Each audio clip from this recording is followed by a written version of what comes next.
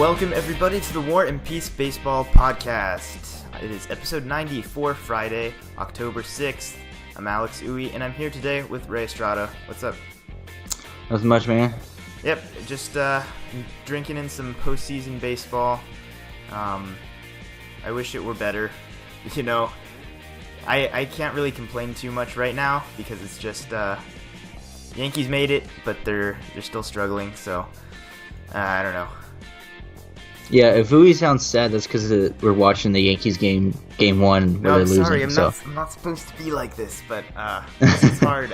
Maybe I have the stream on. Maybe that's a bad thing for me, but you know, we're just gonna talk for a little bit about the division series. We'll talk about all the series, not just obsess over the Yankees one. So if you hear us react to the Yankees-Indians game in progress right now, then pay no attention to it. It'll be old news by the time anybody hears this. But we'll do our best to talk about, you know, some of these new matchups that we'll be seeing. And I guess I should say that we're not just gonna completely summarize like everything that's happened play by play. You don't need that. You can go open your MLB app or whatever and see everything you need to know about what's happened. So, you know, we'll briefly touch on the wildcard games, but nothing too major there. So yeah, anything else to add before we jump right into it here? No, a lot of people love October for Halloween. I love it for postseason baseball. Yeah, I know. Halloween's all the way at the end of the month. People start worrying about that way too much. But yeah, so let's go ahead and start with the series that obviously I'm the most invested in, Yankees and Indians. You know, get it off my chest right now, so I don't have to worry about it anymore. Currently, Sonny Gray and Trevor Bauer are facing off, and Bauer seems to be having the edge in this game right now. They're up 3-0. So let's go ahead and assume, you know, as hard as this is for me to say, let's assume that the Indians jump out to a one-game advantage here in this series. Tomorrow, the matchup would be CC Sabathia and Corey Kluber, who how many times do you think that the Cy Young Award winner has pitched Game 2 of a postseason series, where they weren't in a wild card game either? Like not very often. If I had to guess, actually, I'm curious what game did Rick Porcello pitch last year? Because Price got lit up in Game 1, didn't he? Technically, Cy Young Rick Porcello, who is now taking a bullpen role, was definitely starting last year. So I don't know. I have no idea how I'd look that up right now. If you want to try that, you can. I can try and get that. Yeah. It's not super important, but I think the point is that this matchup is a little bit lopsided. It's going to eat at us for the rest of the. I think it's fair to say that all the Indians-Yankees pitching matchups are pretty lopsided. So it's just going to take a little bit of grit, a little bit of, nose the ground baseball to try to get a couple runs off of the Indian starters, and then try to just send the bullpen out to lock it down. That's going to be the formula. I think it gets really annoying hearing announcers and other people Porcello say, was Game 1, just to clarify. Okay, so Kluber was also Game 2 last year. Really? That means anything. Who did they start Game 1? Let me see, because Andrew Miller was credited with the win in Game 1. But interesting. Maybe Bauer? I'm not entirely sure. Could it have been Bauer last year? That doesn't seem right. In Game 1? Or was it Carrasco? Maybe, actually. I don't know. Wasn't Carrasco hurt? We're just speculating about last year. It's at this point. I don't know how productive just that for is. curiosity's sake. Carrasco was out. Let's get to this. Carrasco was out of there last year. Yeah, right? the only other starting pitcher I see is Bauer and Tomlin, but Tomlin went Game 3. Yeah, well, I guess Trevor Bauer has specifically Game 1 starting experience, which is why he's pitching right now. So, yeah, like I mentioned, the Yankees and their bullpen, it gets really annoying when people say that the Yankees can't lean on their bullpen the entire postseason, and I'm just here like, why not? Why not just turn every game into a bullpen game? It's just such a good bullpen. I have no problem with overusing relief pitchers, because it's really not overusing them if you're using them like 1 to 2 innings at a time.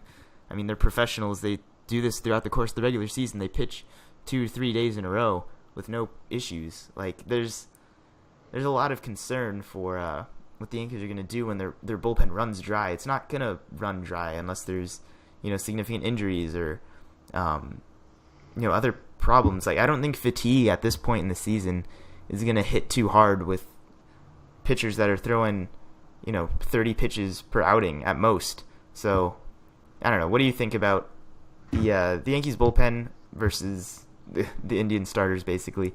It's a weird situation. I mean, you mentioned that these guys are trained to go 2-3 innings. And I think if you're the Yankees, you kind of have to lean on your bullpen. You can't say we want to save our bullpen, so we're going to stretch our starters out more than we have to. But the thing is that, I mean, I saw it with the Dodgers last year. The bullpen does get tired. I know these guys are supposed to do it 2-3 days in a row, but I mean, these are stressful innings in the playoffs, and that does make a big enough difference. Like, Joe Blanton ran out of gas, and he was poor in the playoffs last year. But it's like I said, at the same time, they're going to have to do it, and if it works out for them, it works out for them, because we saw in 2015 the Royals leaned on their bullpen guys a lot. They're was it a 3-headed monster? Well, Holland was hurt, but either way, they leaned on their bullpen a lot because James Shields didn't go that deep into games. But you can look at that situation though, and even see very obviously the Yankees bullpen is much deeper than those. That's the thing. The Yankees have like 4 or 5, 6 arms that are quality arms that they can interchange every once in a while. I would say they have, at this point, 5 elite arms in that bullpen. You have Chapman, you have Betances, you have Robertson, you have Canely, and you have Chad Green, who is, every Yankees fan's savior at this point for getting us out of that dreaded wild card first inning. But that's a 5-headed monster. Like, that's something we haven't. That's unprecedented. All of them, are bringing, 97 plus stuff on a regular basis. Like, Robertson maybe is the only one who's not, but has a wicked curveball. So, I mean, I don't know what people are really concerned about with the Yankees. Like, you can't rely on a bullpen for an entire series. It's just not going to work. I think it'll work. I don't know. I'd much rather see them try to make it work than try to have them run out their starting pitchers just to eat innings, so to speak. I mean, right now they're not using their elite guys. They're down 3 runs after Sonny Gray was pulled. He was pulled early. He was pulled in the 4th inning. And, they're throwing guys like Adam Warren, Jaime Garcia. They do have guys to eat up some innings as well that are, pretty solid guys. But it's all about just finding a way to get to some sort of lead off of them. Oh, Jesus Christ. Jay Bruce. Okay. Jay Bruce just drove in his 4th run of the night. So there you go. 4-0 Indians. God damn it. I told you I was going to be reacting to this. Yeah, as it happened. To pick it up from there, I think if there's any team that can ride their bullpen as much as the Yankees need to, it is the Yankees, because, like you mentioned, it's five guys, 3 of them who have been closers, and I mean, was Canely a closer before he doesn't even matter. Like, that's just a title. The dude throws like 99 miles an hour with a wicked slider and a changeup, and he throws strikes. Like, there's nothing. There's no track record needed. Like, his arm is clearly fresh from what you saw in the wild card game. I don't know about fresh, but he's got enough in the tank. Like, you're not going to burn out 5 pitchers, doing something like that. It's one thing to talk about, overusing Kenley Jansen, or last year the Cubs had to lean a lot on Aroldis Chapman. It's completely different this year with the Yankees, so I don't want to hear the comparisons anymore. Unless you want to refute that with any kind of evidence that they will likely wear down, but I have no idea how people are so convinced that will happen. Maybe it's just because they hate the Yankees. I can respect that at least. Yeah. So this series does seem very lopsided in general. Like, except for the bullpen, everything leans the Indians' way, especially the lineup. If it's as simple as this: if the Indians can get around Judge and Sanchez, then they're set. There's nothing else in the Yankees lineup that's really terrifying. Like, the Indians lineup is pretty scary deep. Obviously when you have, core guys like Lindor and Ramirez in there, that kind of, starts everything too. But then you get even deeper. You have Encarnacion and Bruce and Carlos Santana, who is, an extremely professional hitter at that point. Can you give me any more on the Indians lineup? Anything else in particular that you like, or are you gonna agree with me that the lineups are very, very skewed at this point? I would say that in terms of comparing lineups, the Indians are they have more guys who are night in, night out threats. When you, like you mentioned, Judge and Sanchez, those are the only two guys who day to day you really have to worry about. Like Gardner hit that home run we saw. Didi can get hot, but right. And I'm not trying to to take anything out. I love a lot of these Yankees hitters, and I freaking love Brett Gardner. He gives you a professional at bat every time. He's just not, a super dangerous hitter. He's a grindy type of hitter, which is good. But he's like one of the few in that entire lineup that's like that, and that's just not going to cut it.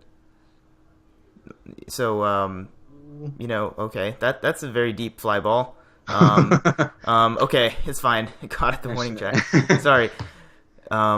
This is just how we got to be. We got to pause in the middle and just kind of we're going to react. We're not going to try to even attempt to be professional about it in any way. We're just talking. It's very casual, Yeah. If you're listening, hi. You say hi to us. We're having a conversation, right? That's the kind of podcast this is. So I think we've said enough about the Yankees and Indians. I think that I can drone on much longer if I wanted to, but who really needs more of that, right? That's all there is, right? Everybody's talking about the Indians. Everybody's talking about the Yankees. These are the big primetime teams. Let's talk about some other series. Let's talk about the other AL one. How about that? Yep. And then we'll get to the NL ones that haven't happened yet. So Red Sox and Astros. The Sale-Verlander matchup in Game 1 was a little bit disappointing, I think is fair to say. Or Chris Sale's postseason debut, right? I think. I mean, that's been my concern all year, though. When I thought it was a good trade to go get Sale. They needed an ace pitcher, but I was like, Sale is normally he's traditionally a first half heavy guy, and he hasn't pitched in the postseason. So I mean, it's not wholly unexpected that he struggled against a really potent Astros lineup, and George Springer didn't contribute anything to it either. It's just Altuve, and Altuve went nuts today. Oh yeah, I mean, I'm not just gonna say it was only Altuve. I freaking love Altuve. Yeah. Oh man, I watched that entire game also, and the two first home runs he hit were basically to the exact same spot, and the third one was just a freaking towering bomb he hit off of a hanging changeup. Like, this guy is the real deal, and now that it's playoff time, he can just hit home runs like it's nobody's business. I don't expect him to falter in any way. And you did mention, guys like Springer and Correa didn't do much. Bregman did tag Sale also, but the depth of that lineup is what is most impressive. Throughout the game, Evan Gattis had a very big game. He hits in the middle of the lineup. Marwin Gonzalez is really tough at bat. He had a really big 2-run double in there as well, and he hit 8th. So I think the Astros lineup in terms of depth is probably their best asset. Especially for a postseason situation. They didn't have any players with over 100 RBI, I believe, but they were still I remember still up that. there in that category because they just they got the merry-go-round going better than anybody at this point. Yeah, that was a great stat. I think Jim Cott pulled it out that Marwin Gonzalez led them in RBIs, and I don't know know the exact number, but the team that's last time the team scored the most runs in the major leagues and didn't have a guy with over 100 RBIs was the 1984 Detroit Tigers, who won the World Series that year. So yeah, maybe that's a good omen. You never hear about because it's the only reason that's the case also is just because they had injuries from Springer and Correa in the middle there that really didn't allow them to. They were probably on pace to, if I were to guess, but everybody just stepped into their roles and played really well, and it's good to see that in the postseason from an Astros team who has had that heartbreaking series loss. Like same is going to go for most of these teams. Their history in the postseason is going to create a really interesting narrative.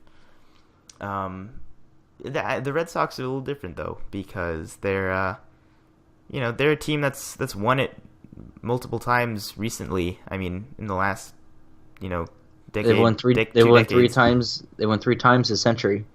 Yeah. So I think it's a little different. The narrative for the Red Sox, it's not so much of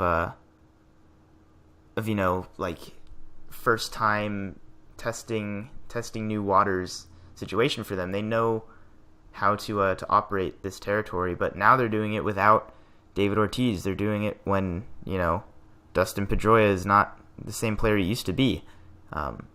That's just how it is. It's unfortunate, but they got to see what they have in these other young players. Last year they got swept by the Indians, right? So they didn't have a chance. And that was with Ortiz and right, like and that's more of a testament to how the Indians did last year. But it's a little concerning to see some of the Red Sox core players not really producing on the big stage as much as you'd like. It was one game. I'm not gonna overreact here, but Xander Bogaerts just doesn't look very sharp right now. Mookie Betts is always good, but and same with Benintendi. They're tough at bats, but who's gonna step up and be the guy? They don't have that person right now. That's gonna take charge and come up with the big hit when it's needed the most. So real quick, let's switch gears and talk about the pitching in this game again. Chris Sale did not fare well, as we mentioned. Was there anything about Sale's performance that really stood out to you that seems like something he can correct in the near future, or is it is there other concern regarding Sale and what he's doing? I know Jim Cott on MLB Network was saying something about too flat of an arm angle, kind of not hitting his spots well, and that's what it really was. He was missing spots a lot, and I don't really know what else he can do. I mean, because he's such a great pitcher, and for sometimes, and especially in the second half, he gets kind of hit, and he's victimized by first pitch home runs. So I don't really know what. I didn't see anything that was like, okay, this is exactly what he's doing wrong. He tweaks this one thing, it's going to be fine. So it's going to be interesting to see how he progresses from here. Yeah, I want him to bounce back. I mean, he needs to bounce back. He needs this. It's not that the velocity's gone, the arm's just sapped. It's just the biggest thing looked like the slider. He wasn't able to get that depth, that downward movement. He can sling it across the strike zone all he wants, but if you don't make it look enticing enough, making it look enough like a strike, nobody's going to swing at it. And that's normally the problem when he starts giving up a lot of homers. He doesn't walk batters, which is why he's able to limit the damage. He gave up 3 solo homers in this game, I think, or two solo homers, 3 solo homers. 3. Yeah, 3. Bregman, Altuve. Right. And whatever else happens. He's always going to challenge hitters. I think if you're looking for something different that you're going to see in the next start, I think you're going to see a lot more changeups because the Astros definitely seem to be sitting fastball a lot, or earlier in today's game they did. So I'm going to be interested in seeing Sale's next start more than anything. If he does get another start, that's still an if. Yeah. We'll talk about the rest of the series too, and the interesting starter choices that they have to run out there. Pomeranz is going tomorrow, or I guess today, Friday, against Dallas Keuchel. That seems pretty straightforward. But then after that, it gets really fuzzy. We don't have to talk much about Pomeranz, Keuchel. Two lefties that, don't throw super hard, but they work really effectively. So average velocity will be down tomorrow. Yeah, I guess. Or today. But I think Pomeranz is really underrated even to this point. His curveball is really, really good. It's a really tough pitch to hit. It's, we talk about Trevor Bauer and his curveball and how that's been the key to his success. Pomeranz's been doing that for a while now. So I don't have worry about him. I'm not worried about Keuchel either, really, because he's been on this stage before. He knows how to pitch under pressure. It's especially for a team like the Red Sox that are just really not that scary of a lineup power-wise. I think Keuchel will fare pretty well.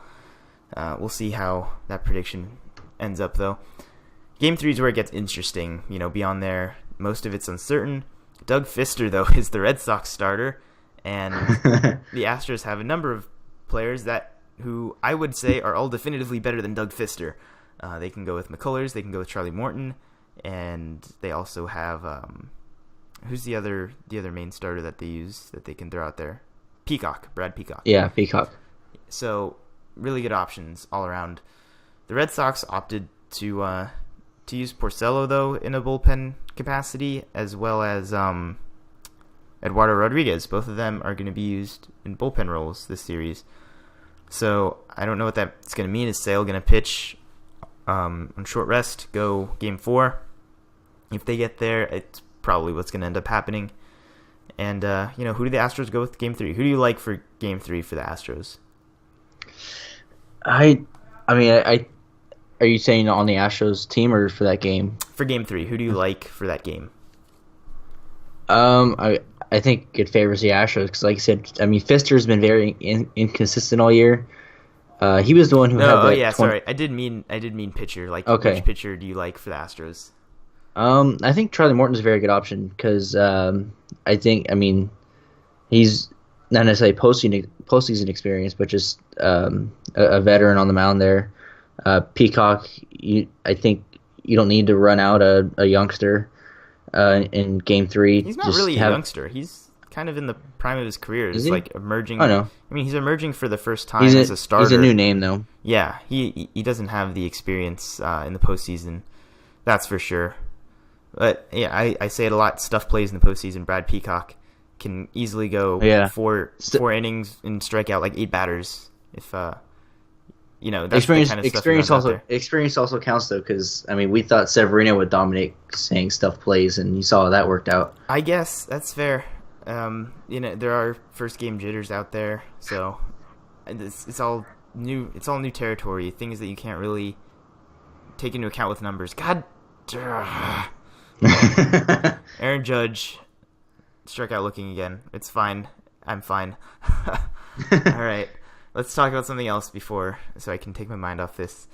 Are we good with the Red Sox and the Astros? I think. It doesn't look good for the Red Sox. We agree on that. Yeah, and I just realized that I've been saying I think a lot because I'm doing a lot of thinking apparently. So I hope that's not a nuisance. I just realized I was saying it and it kind of bothers me. So. Yeah, also, we did post our postseason brackets. So if you're wondering... On Twitter, that's right. If you're wondering who we have in each of these series, we don't have to go out and explicitly state our cases for what we picked, but we did pick before the playoffs started altogether. So if you go on Twitter, you can see all of those tweets, although they're probably pretty far down at this point. Yeah, because we are... more or less live tweeting the games. I don't know if I'll be able to link those separately, but if I remember to, then you could find them in the description if you're really curious also. So yeah, let's go ahead and talk NL now. None of these games have happened yet. This is completely speculative conversation right here. Let's start with the Diamondbacks and the Dodgers. Is probably what Dodgers fans were most afraid of coming into this postseason, is having to face the Diamondbacks, who have beaten the Dodgers in the season series and just generally look really comfortable against a team like the Dodgers. D-backs, of course, won against the Rockies in a high-scoring affair. So, Ray, I'm lucky enough to have an insider Dodgers expert right here. I'm calling you an insider because it sounds better, by the way, so don't question it. What do you like about this series for the Dodgers? Or what are you scared about? Tell us either one. I mean, you're always kind of wary of the potential of the Diamondbacks offense because of what we saw in the wildcard game. But at the same time, they gave up 8 runs. Their pitching didn't look as sharp when they were up 6-0. So I tweeted out from our account last night, and I kind of reiterated on my personal Twitter account that that wildcard game kind of made me less nervous for facing the D-backs because they didn't go out and dominate the Rockies by any stretch. Offensively, maybe, but I mean, it's Rockies pitching. Come on. The Diamondbacks showed they were vulnerable, and I mean, I feel like Kershaw's going to step up to the challenge, and I don't know. I mean, the Dodgers bats just seem like they're hitting well right now. Because the thing is, when the Diamondbacks won those 6 straight against the Dodgers in that September stretch that the Dodgers really struggled with, it was, I mean, the D-backs were really hot and the Dodgers were really cold. So, I mean, say what you will about that, but I mean, it's going to be interesting to see how this plays out. But I feel better after watching that wild card game. Oddly enough, I think that I'm doing more thinking again, but the Diamondbacks wild card performance it would scare me if I were a Dodgers fan, especially considering a game where JD Martinez, the hottest hitter on the Diamondbacks, went 0 for 4 with 2 strikeouts. The team still scored 11 runs, had 17 hits, and they left 10 runners on base in a game they scored 11 runs. That's, the rest of this lineup is firing really well. I mean, the Rockies pitching is nothing special, granted, but that is a scary thing to know you have to face immediately following, a really big momentum booster from, your opponent. I think that JD Martinez is still probably going to be the biggest threat. Him and Goldschmidt, anyway, will definitely be the biggest threats to the Dodgers. If JD Martinez gets a nice whiff of LA air again and remembers that beautiful 4 home run night, then that's going to mean trouble for the Dodgers. I'll tell you that much. I don't think the Dodgers are going to pull out a win in a game where JD Martinez decides to go off. So, lineup-wise, I think that the Diamondbacks might edge out the Dodgers because, we look at the last month of the season with the Dodgers, obviously not exactly what you want on paper. I like the heart of their order, like most of these playoff teams, but the depth is just not impressing me right now. I don't know what to expect from, Yasiel Puig and Chris Taylor, Curtis Granderson in the postseason at this point. It's so up in the air for me. At least I have a taste of what the Diamondbacks are able to do under about as much pressure as you could possibly face. Are you convinced that the Diamondbacks have a better lineup than the Dodgers, or are you still confident running the lineup you guys have out there? I'm confident running the lineup we have because, I mean, it's still a good lineup. I agree with you that I think the Diamondbacks are a more powerful lineup, but I think the Dodgers pitching is going to step up. And I don't know, like I said, Arizona's pitching doesn't scare me right now, and Robbie Ray is kind of the one guy who's been really good against the Dodgers, and I don't know how he's going to be using the NLDS. I mean, he'll probably get a start in games 2 or 3, but how long is he going to go? The way they used him in the wildcard game, how are they going to use him? Greinke hasn't looked impressive for a couple outings coming into the year, and then the wildcard game. So I mean, the lineup is to be scared about, but I mean, the pitching isn't there. Give me a percentage chance that Daniel Descalso takes Clayton Kershaw deep in Game 1. definitely an on the spot question for you there. 15% because he has that. That's a really high percentage in my opinion. He has that Cardinals voodoo magic left in him, I think.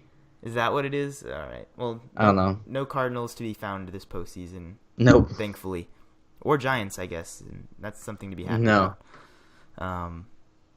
Yeah. I mean, it's an odd year. What can you expect?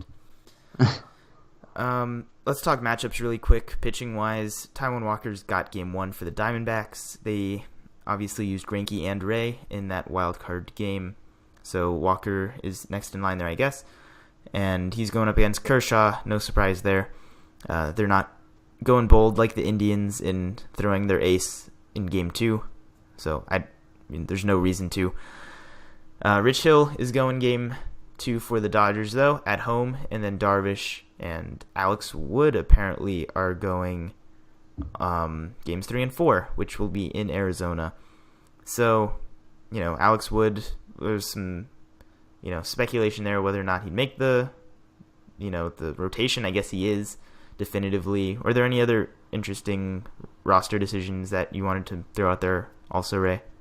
Well, I haven't gotten to look at the whole roster, but Hyunjin Ryu was left off the roster. He was a guy that a lot of Dodgers people thought would be on there. He's kind of a long guy, and I know over at our friends Bleeding Blue Radio, JR and Trevor talking about it, that the Dodgers could have played a bullpen game in Game 4.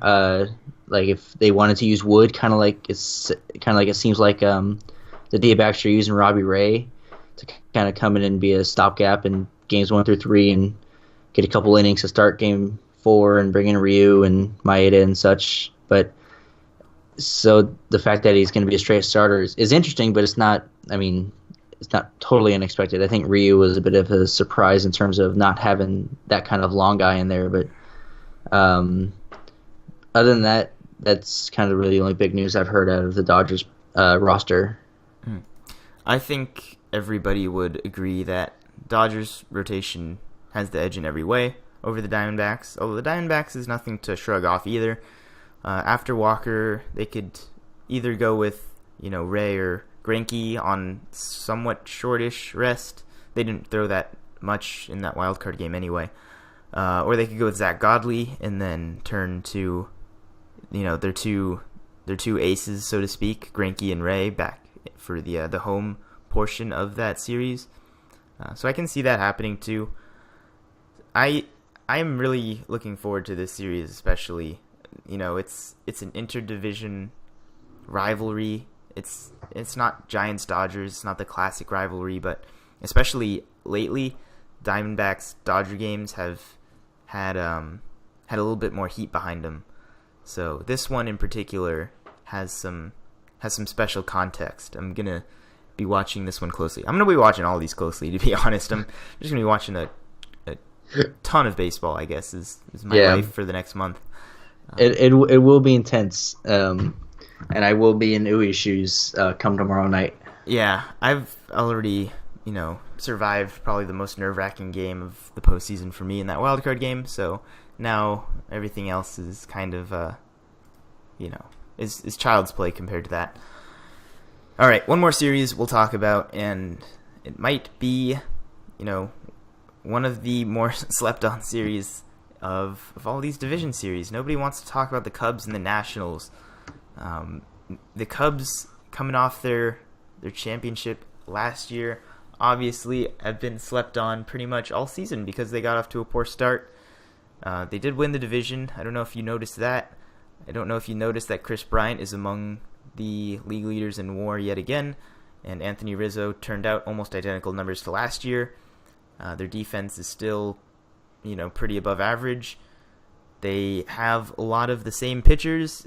The performance has been less than ideal for most of the season, but a lot of the same names, plus Jose Quintana. I don't know why so many people are sleeping on the Cubs.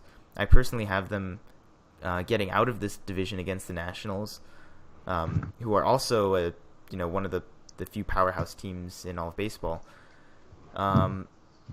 What do you think it is about the Cubs that just has people very worried this year compared to last year? I don't know. Their pitching is not as dominant. I mean, Quintana came in and was a good stopgap, but he wasn't the ace type guy that I think some people thought he was going to be coming in. But I mean, I think they had the best record in the second half in the National League. Yeah, I don't know. They did. I don't know by how much. It doesn't matter by how much. They had a really good really strong second. No, half yeah, of the no. I mean, it was a strong second. I picked them to come out of the series too, mainly because I don't trust the Nationals to win anything until they do. But but I mean, to kind of transition off that, going to the Nationals, the Cubs have all the same pieces, which I like. So I think they know how to get it done, and Joe Madden just has something about him. But the Nationals, it seems like we talk about this every year, every other year. It's like, oh no, this Nationals team is different. This Nationals team is built to go deep into the postseason, and then they crap out in the division series. So I mean, it's not like it's tough to trust the Nationals who have very similar pieces like the Cubs do, but the Cubs have obviously won a championship, and the Nationals haven't won a postseason series. Yeah, the Nationals not winning a division series is kind of a joke at this point. But I think it's unfair to completely, disregard a team that won over 100 games, right? Were they one of the teams or no? Am I getting that I don't believe so. I think it was just Dodgers. No, you're right. They're not. Dodgers, Cleveland, and Astros. A team that basically controlled their division the entire year with one of the more dominant rosters is being called into question pretty harshly. Also, because both of these teams are not getting enough appreciation. It's like nobody wants anybody to win there. Everybody is just all about the Dodgers and their historic season. Narratives, and more narratives. But the Cubs are basically, they're running out a lot of the same guys they had around last year, plus some, new faces that'll help out. They've got a little bit more position depth. They have Ian Happ now. I do like John Jay. They don't have Fowler, but I think Jay is going to be a really underrated postseason asset. He was a huge asset for the Cardinals when they were making, their big postseason runs earlier this decade. I really like Wade Davis at the back end too. Let's not forget that, he is a very, very notoriously solid postseason performer. Probably, almost an upgrade from Chapman. I guess it's hard to say that after, what he was able to do last year, but, Wade Davis is, just about as good. And then a lot of the same bullpen arms still there. Hector Rondon, Pedro Strop. They have Koji O'Hara now. Justin Wilson. They have arms that aren't as, they aren't as sexy as the Yankees relievers and Betances and Chapman throwing 100 miles an hour. But it's a pretty strong bullpen, I will say as well. Carl Edwards Jr., another guy who was there last year in that bullpen. So, I'm not going to say that the Cubs have this in the bag either. It is very different than last year. A lot of the same faces, very different circumstances.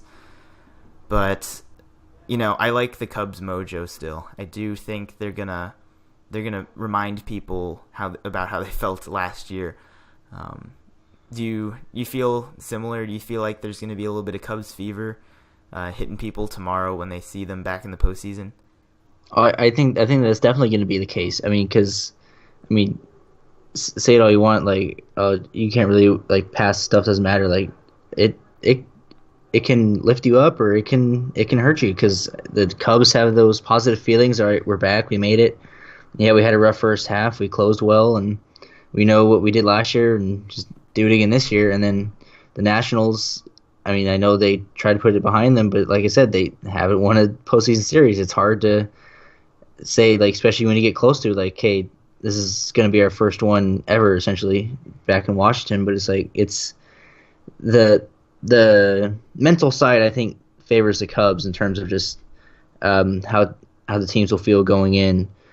But this is another intriguing series because two teams that are have very quality rosters, and I think it could go either way.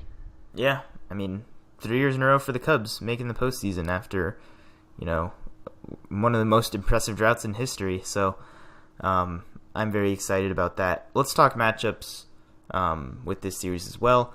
Hendricks and Strasburg are going to square up for Game 1, and Game 2 for the Nationals is where it gets interesting.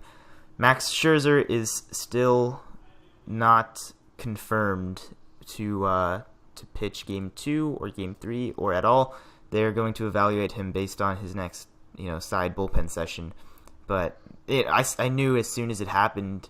It was the Sunday, right? The last game of the season. Yeah, left to start with a hamstring. It was like, that's not a good thing to go out with. Yeah, no, not at all. I mean, he's got about as much competitive fire in him as anybody on this planet, but that's not gonna make him healthier coming into the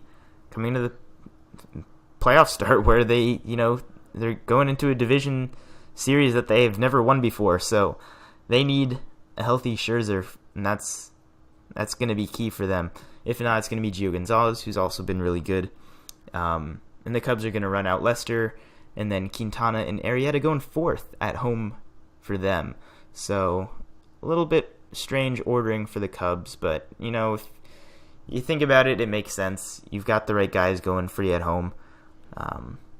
So yeah, do you have anything else to say about the starting rotations for these teams?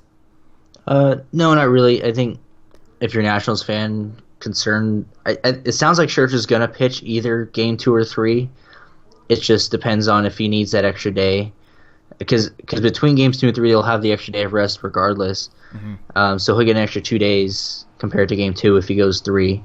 But I just thought Hendricks was a little bit curious Game 1. Not saying it's a bad choice. I mean, you see what Trevor Bauer's done so far.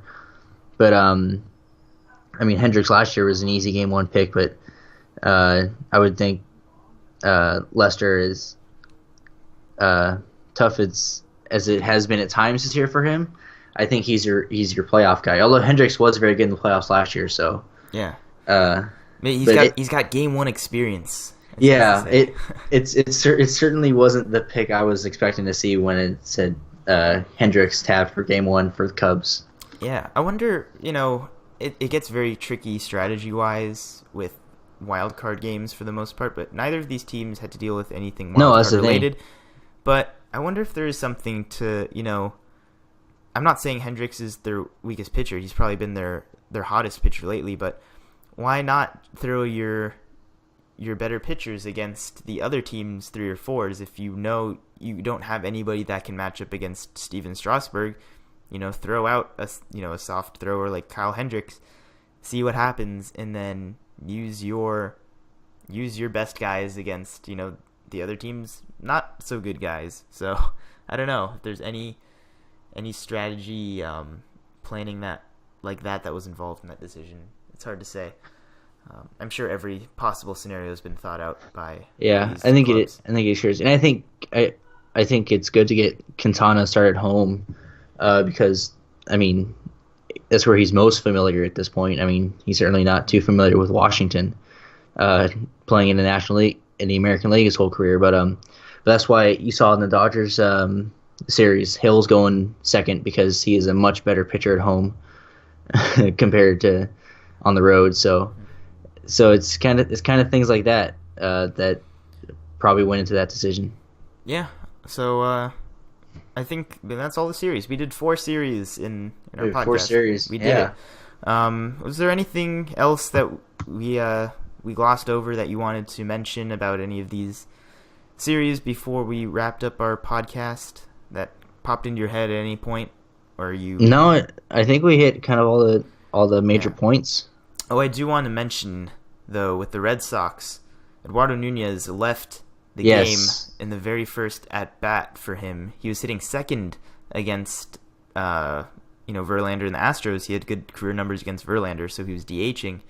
The very first pitch he saw, chopped it to third base, and running out of the box, his knee just completely gave out, did not look good at all, could not put any pressure on it. I really feel for that guy. He was definitely trying to give it his all. You could see it in his face. He wanted to do everything in his power to walk off that field, and he just couldn't. It was too much pain.